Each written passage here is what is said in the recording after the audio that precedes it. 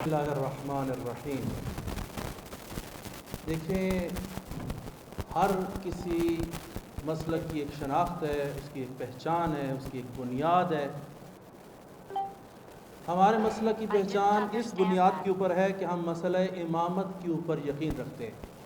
بعد از پیغمبر صلی اللہ علیہ وآلہ وسلم ہم یہ کہتے ہیں کہ اس امت کی حکمرانی کا حق من اللہ ہے، وہ اہل بیت علیہ السلام کے سامنے ہے۔ جو اہل بیت کے سامنے آئے ہم اس کو قبول کرنے کے لیے، اہانت کرنے کے لیے آمادہ نہیں ہے، لیکن ہمیں یہ مجبور کیا جا رہا ہے کہ جو ان کے قول کے مطابق، جو ان کی تعریف کے مطابق اصحابی ہے، اس کے ساتھ بھی رضی اللہ لگاؤ۔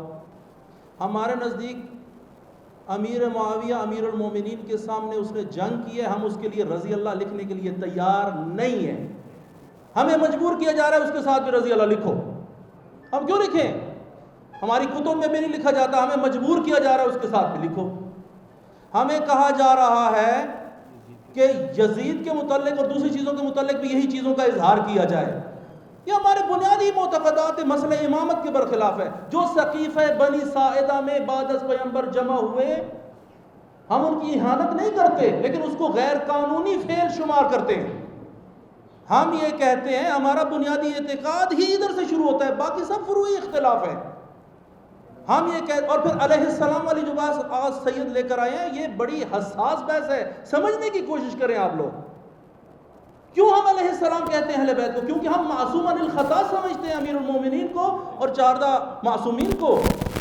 جس طرح پیغمبران کو علیہ السلام کہتے ہیں، اسی واسطے ان کو علیہ السلام کہتے ہیں۔ رضی اللہ عنہ، اللہ ان سے راضی ہو جائے، یعنی جائز الامکان ہے وہ۔ ہم تو ان کو یعنی جائز الخطا سمجھتے ہیں، ہم بالکل جائز الخطا نہیں سمجھتے ان کو۔ ہم یہ کہتے ہیں یہ خطا انجام نہیں دیتے، تو جس طریقے سے حضرت یوسف، حضرت ابراہیم اور حضرت عیسیٰ کو علیہ السلام کہتے ہیں، اسی اعتقاد کی بنیاد پر ہم حضرت امیر المومنین علی ابن ابی طالب علیہ السلام کو علیہ السلام کہتے ہیں۔ پھر ایک اور مصیبت جو اس قانون کے اندر ہے، آپ ذرا کھول کے دیکھیں کہ اس کی شک نمبر 8 یا اس فلاں کے اندر آیا ہوا ہے کہ جی آپ نے خلیفہ راشد کہنا ہے فلاں فلاں اور فلاں کو۔ بھائی ہم نے خلیفہ راشد نہیں سمجھتے ان کو۔ ہم نے وحدت کے لیے، ہم مجلس وحدت مسلمین ہیں، ہم وحدت مسلمین کے لیے ہم نے ایڑی چوٹی کا زور لگایا ہے۔ وحدت کا مطلب مرجر نہیں ہے کہ ہم اپنا اعتقاد چھوڑ کر ان کے اعتقاد کے اندر شامل ہو جائیں۔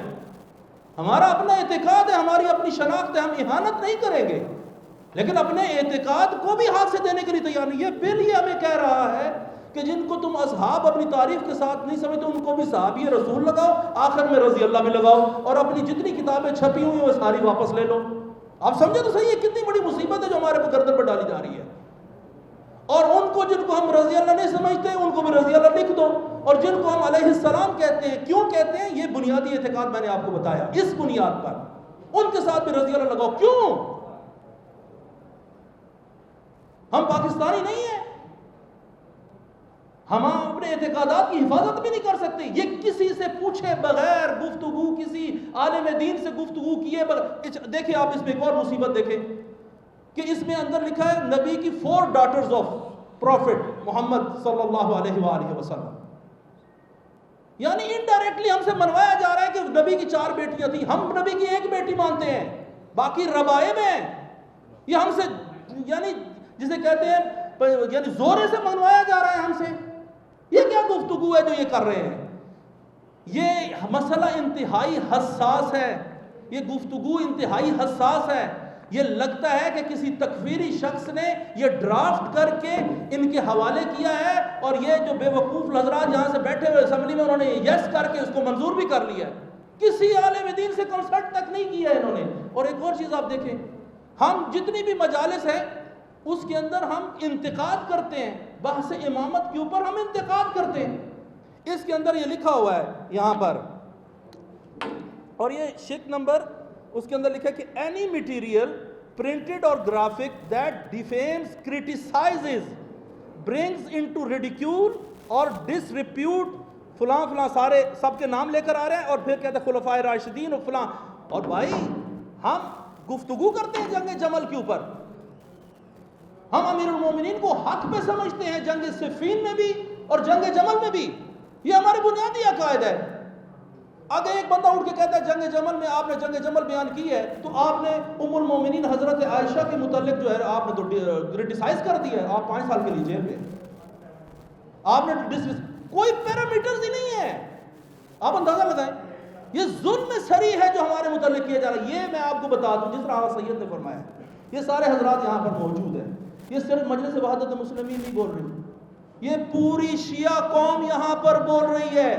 ذاکر، خطیب، طلاب، مدارس دینیہ، سب جگہ جگہ پر پورے پاکستان سے یہ لوگ ہیں جو گفتگو کر رہے ہیں آپ سے. آپ ہمیں ایک جو ہے نا وہ نہ سمجھ لیں کہ ہم یہاں پر ایک تنظیم کے طور پر آئے ہیں. ہم سارے مومنین کی یہاں پر جو محبین اہل بیت وہاں پر ان کی ترجمانی کر رہے ہیں. یقین کیجئے ہم بڑی شدت سے اس بل کی ہم مخالفت کریں گے، اپنے سر لگا دیں گے اس کے اوپر. گورنر کیا، گورنر کا باپ بھی اس مسئلے کو قبول نہیں کر سکتا، یہ کسی صورت میں قبول نہیں ہوگا. اور ہم اس کے لیے یہاں پر اسمبلی کے سامنے اور ایک ایک ادارہ بند کر کے دکھائیں گے. آپ، یہ میرے دل کی آواز ہے اور میں اس کو اپنے تہہ دل سے کہہ رہا ہوں، سب یہاں پر کھڑے ہو جائیں گے. کسی صورت یہ بل قبول نہیں ہو سکتا، نہیں ہو سکتا اور نہیں ہو سکتا. والسلام علیکم ورحمۃ اللہ.